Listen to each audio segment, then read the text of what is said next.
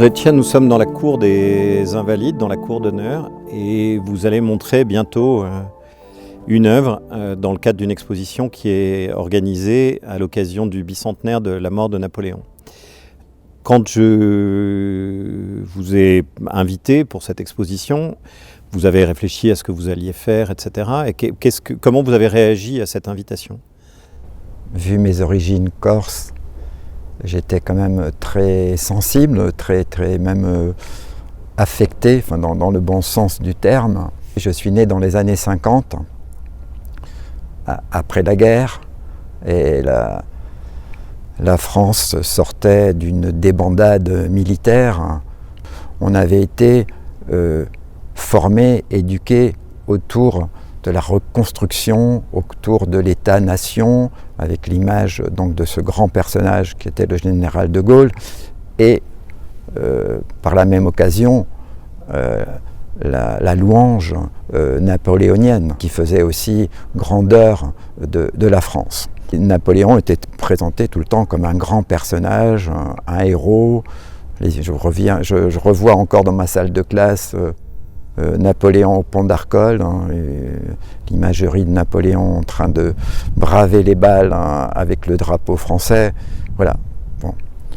Après, bien sûr, c'est une autre image, c'est une autre construction napoléonienne qui a été un petit peu dans mon travail d'artiste, peut-être de déboulonner ce mythe, mais en même temps, je pense que cette partie de l'enfance est gravée à tout jamais, et lorsque vous m'avez invité à participer à ce projet, pour moi ça a été comment concilier cette mythologie napoléonienne et ce que moi aujourd'hui en tant qu'artiste du XXIe siècle, vu ce que j'aime défendre, ça a été un petit peu ce grand écart. Vous m'avez attribué cet espace dit Sainte-Hélène, c'est-à-dire Napoléon, pas le Napoléon qui gagne, mais le Napoléon qui a perdu. Donc le Napoléon qui est mélancolique, le Napoléon qui n'est plus chez lui, enfin le Napoléon qui est en exil et qui n'a plus comme horizon, comme regard ou comme partenaire les éléments, c'est-à-dire la mer, cette minuscule petite île, un retour à la nature du fait qu'il est prisonnier, mais en même temps il redécouvre le jardinage, il redécouvre, quand je dis le jardinage, c'est-à-dire cultiver au sens propre et au sens figuré, ce rapport aux éléments, ce rapport à la nature.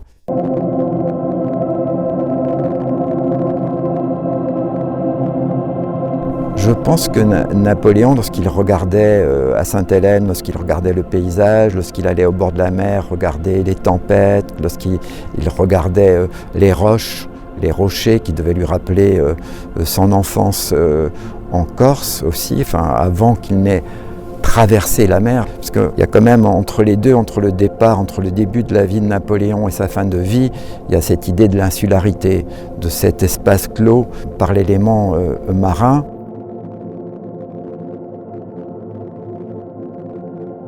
Au départ, ce qu'il y avait de l'autre côté de la mer, il avait toute sa vie à construire, son épopée à construire, et là au contraire ça devenait une épopée introspective. Il n'avait plus qu'à raconter ses mémoires et en même temps retrouver son intériorité à travers ce face-à-face avec les éléments, la mer.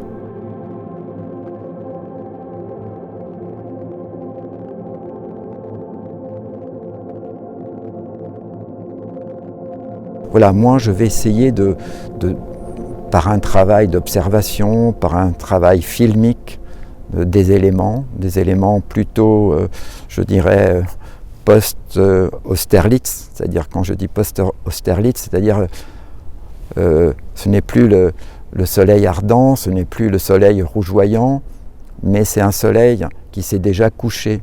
Donc essayer de percevoir cette obscurité, mais encore qui révèle encore quand même les éléments de la nature. Voilà, c'est ça, c'est cet espace-là, c'est un espace mental et un espace visuel que j'aimerais traduire pour cette exposition.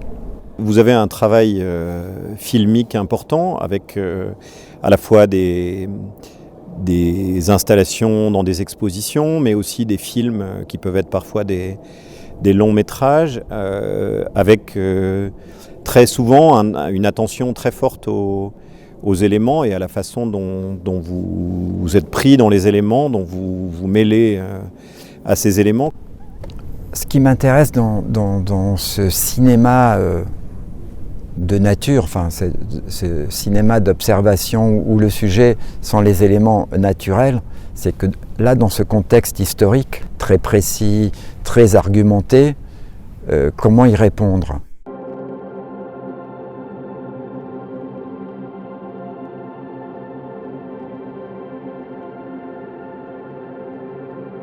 Moi, je ne suis pas historien. Le fait de filmer la mer ou la nature ou la roche, j'ai l'impression d'être intemporel, de garder une liberté, oui, une liberté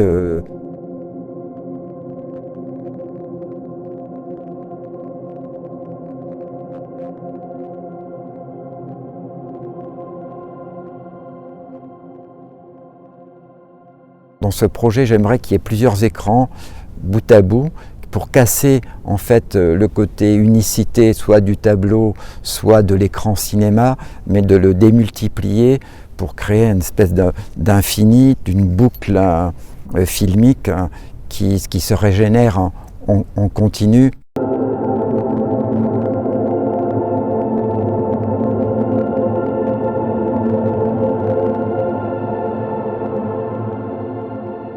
Un peu justement en pensant à Napoléon, à ses cycles de journées sans fin, étant prisonnier, étant exilé.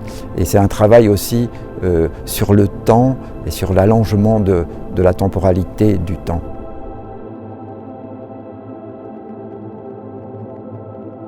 On aura un ensemble de films qui vont se poursuivre de façon continue, avec une narration ou pas de narration? La narration se fera, je pense, par les impulsions lumineuses de la fin de la journée jusqu'à la nuit, mais peut-être une partie du film ou de l'écran sera dans la nuit totale, alors qu'une autre arrivera plus en fin de journée. Évidemment, quand on pense à des images de nature avec Napoléon, c'est difficile de ne pas penser au Napoléon d'Abel Gans, à ces scènes de nature tout à fait au début, quand notamment le jeune Bonaparte est pourchassé par ses ennemis dans la nature corse, et puis ensuite le moment qui fait suite, qui est celui de la traversée de la Méditerranée avec la tempête. Est-ce que c'est des images qui vous habitent, qui vous nourrissent, ou est-ce que vous vous situez très loin de ça?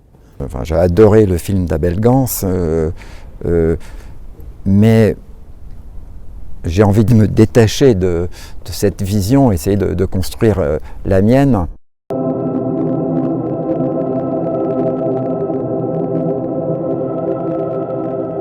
Moi, je pense que je vais essayer d'être plus introspectif, c'est-à-dire que j'ai envie que ça soit le regard de Napoléon, un regard sur la nature qui en même temps révèle une intériorité, une espèce de mise en boucle extérieure, intérieure.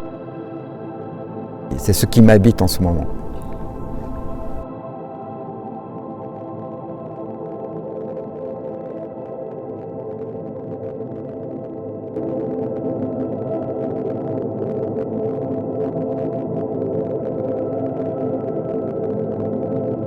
L'exposition a lieu au musée de l'Armée. Une partie de votre travail, et depuis longtemps, que ce soit avec des objets ou que ce soit avec dans des films, a traité des questions de la guerre, du pouvoir, de la démesure. Vous vous situez complètement ailleurs? Je suis ailleurs parce que je suis à l'intérieur de l'armée, je pense. Ça aurait fait un peu redondant à l'intérieur de ce lieu, qui est en même temps magnifique, imposant, qui est ce lieu qui est le sublime du militaire. J'ai envie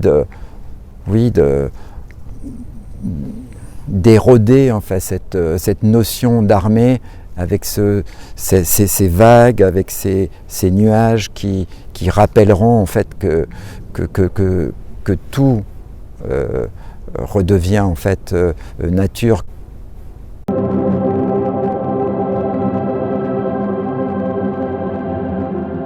La force de l'homme doit être, à un moment donné, si on la compare à la force de la nature, plus humble.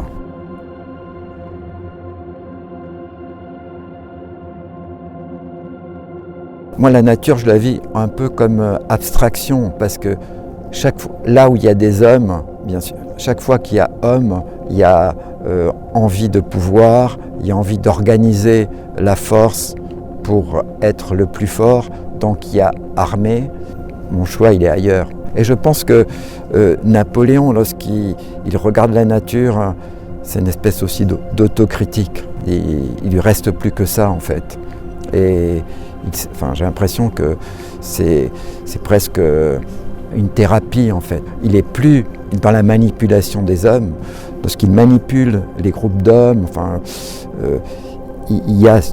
c'est toujours lié à la conquête, à la force, à une envie de pouvoir, une envie de mettre au pas, de rallier à ses idées. Tout le temps, à un moment donné, il y a la force qui prend le dessus sur la raison, sur la philosophie même d'un mouvement. Et là, il lui reste plus que la nature.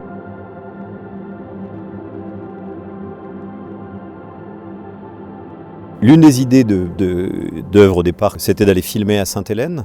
Pourquoi c'était important d'aller filmer à Sainte-Hélène ? C'était important parce que c'est inaccessible, c'est le mythe, c'était très très loin.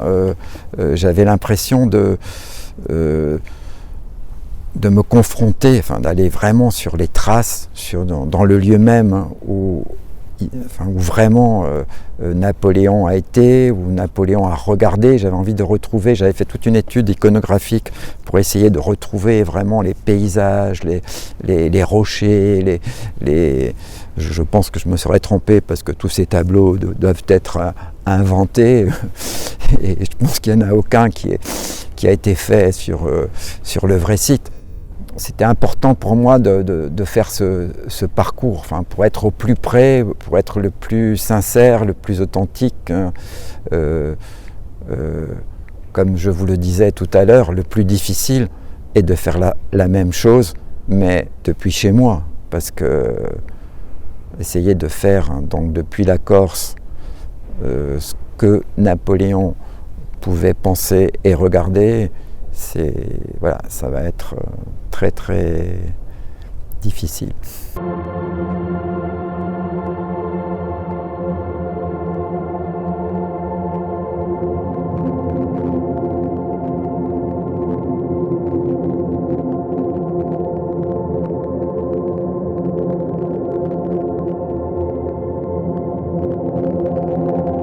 Quand on vous entend, on a le sentiment que Napoléon, c'est une espèce d'évidence à partir du moment où on est corse. Naturellement, vous faites ce lien entre vous comme Corse et Napoléon, ou est-ce que l'histoire de Napoléon en Corse, elle est contrastée et avec on n'est pas que dans le mythe positif, même quand on n'habite pas loin de Bastia? Il y a une zone géographique qui est plutôt le sud, plutôt Ajaccio, où la mythologie de Napoléon est plus imprégnée, imprègne plus que du côté de Bastia, où à Bastia on est plus c'est plutôt Pascal Paoli. C'est la première constitution des temps modernes, 1755, le droit de vote aux femmes, la première université. Pascal Paoli dit qu'il faut former les Corses, donc il faut leur enseigner, il crée cette université, il donne le droit de vote aux femmes. Voilà. Pour moi, Pascal Paoli avait pris le dessus sur Napoléon. Après, moi je suis d'une génération qui a été élevée quand même dans le mythe de Napoléon. Bon, l'instituteur de mon époque, il me faisait lire Victor Hugo. Enfin, c'était encore cette France à travers justement Victor Hugo qui était amoureuse de Napoléon. Dans Les Misérables, il y a une phrase, Victor Hugo, il dit la Corse est une petite île qui a fait la France bien grande. Voilà, il y avait toujours, on sentait chaque fois que cet amour de l'Empire, cet amour de l'empereur, qui était un amour, je pense, viscéral, qui n'était pas raisonné, parce que quand même, Victor Hugo, il devait savoir aussi, parce qu'il y avait quand même les tableaux de Goya, il y avait, qui pouvaient quand même démontrer les exactions des campagnes napoléoniennes. Mais je pense que c'est le côté romantique qui a pris le dessus. Finalement, même la campagne de Russie, on ne l'a jamais vécue comme une défaite, mais on l'a vécue comme une lourde retraite, une retraite infinie, avec toute cette charge romantique. Depuis les films des années 80, qui sont les premiers que je connais, on voit la volonté de filmer le soleil, de filmer le ciel, de filmer des cieux différents. Jusqu'à l'entrée en 6e, j'étais scolarisé dans un tout petit village en Corse, au bord de la mer. Enfin, quand je dis au bord de la mer, on était à 300 mètres d'altitude. Enfin, c'est une espèce de falaise qui domine la mer. Et j'étais le fils de l'instituteur. Et j'étais le seul à ne pas aller faire les travaux des champs, disons, aller accompagner les parents à ramasser les pommes de terre ou les cultures ou traire les chèvres. Et moi, mes seuls compagnons de jeu étaient les éléments, les nuages, la mer. Et je crois que j'ai pris l'habitude de converser avec la nature, avec les nuages, du fait de cette solitude, cette vie dans un petit patelin, dans un petit village d'une 50aine d'habitants. Et j'ai continué, j'ai développé cette attitude, j'allais dire, je le fais encore aujourd'hui. Après, ça a été accentué par un séjour au Japon. Dans les années 80, j'ai été invité à enseigner à l'université artistique à Tokyo, à Geidai Université. Et les Japonais ont un rapport à la nature qui fait que tout élément de la nature est un élément divin. C'est la culture, la religion shinto. En tout, j'ai dû vivre 3 ans au Japon et j'ai été très influencé par cette attitude, cette façon qu'ils ont de déifier la nature. C'est-à-dire que c'est une façon assez naturelle, assez simple. C'était aussi une façon de dialoguer avec la nature. Et c'est quelque chose que j'ai presque appliqué. Par exemple, l'œuvre que j'ai faite avec La Vague, qui a été tournée en Corse, j'ai réalisé cette œuvre parce que je suis allé au Japon. C'est les Japonais qui m'ont appris à regarder chez moi, en fait, qui m'ont appris à regarder la nature. Ça, j'aime beaucoup que ce soit l'autre, que ce soit l'étranger qui nous apprenne à nous connaître, à savoir qui on est ou ce que l'on est.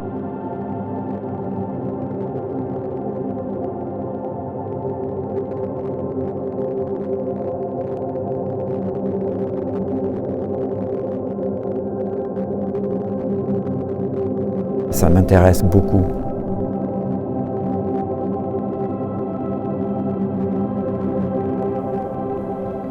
Est-ce qu'en faisant une semi-blague, je peux dire du coup que c'est un Napoléon japonais qu'on va voir? Non, je pense pas. Non, parce que c'est trop tard. J'ai passé trop de temps ici. Non, ça va être un Napoléon corse. Non, mais dans le sens où il y aurait, dans ce rapport aux éléments, il y a des passages dans le mémorial de Sainte-Hélène où Napoléon raconte dans son enfance le temps passé dans la nature, à regarder la nature. Je me disais juste, il y a une manière de penser que ça serait une sorte de Napoléon commun, ou ce qui aurait de plus profond et qui dirait quelque chose d'une possibilité pour les... Alors, moi je suis gêné par le mot Napoléon, enfin je ne peux pas m'identifier à Napoléon. Je m'identifie bien sûr à tout jeune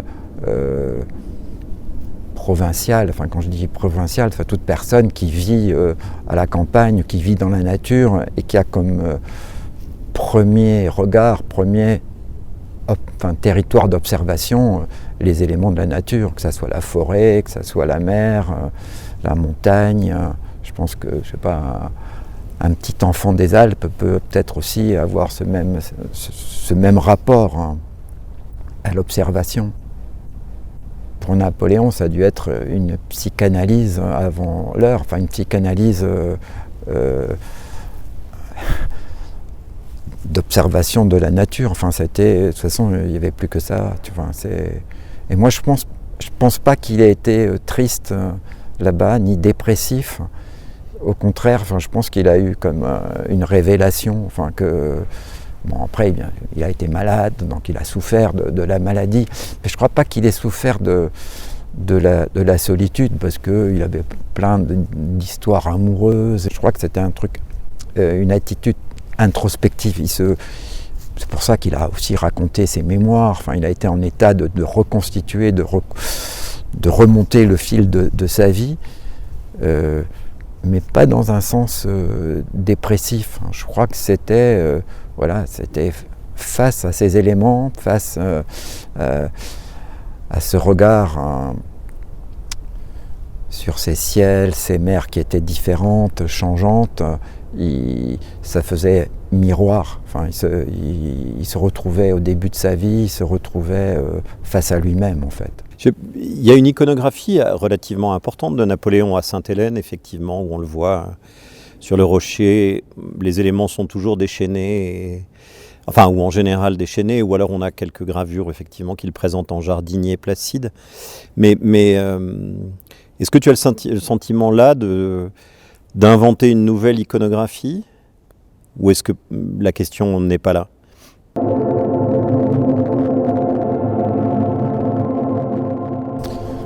Non, je ne pense pas inventer, je pense continuer, ou alors déplacer, ou en fait m'apprendre à regarder aussi autrement. Enfin, moi, cette expérience m'oblige à moi-même être introspectif, c'est-à-dire vraiment face à ce que je regarde, et essayer de faire œuvre, et c'est-à-dire de déplacer ce que je vois, le réel de ma caméra, le réel de mon regard, et de faire en sorte que ça devienne l'œuvre qui sera présentée ici.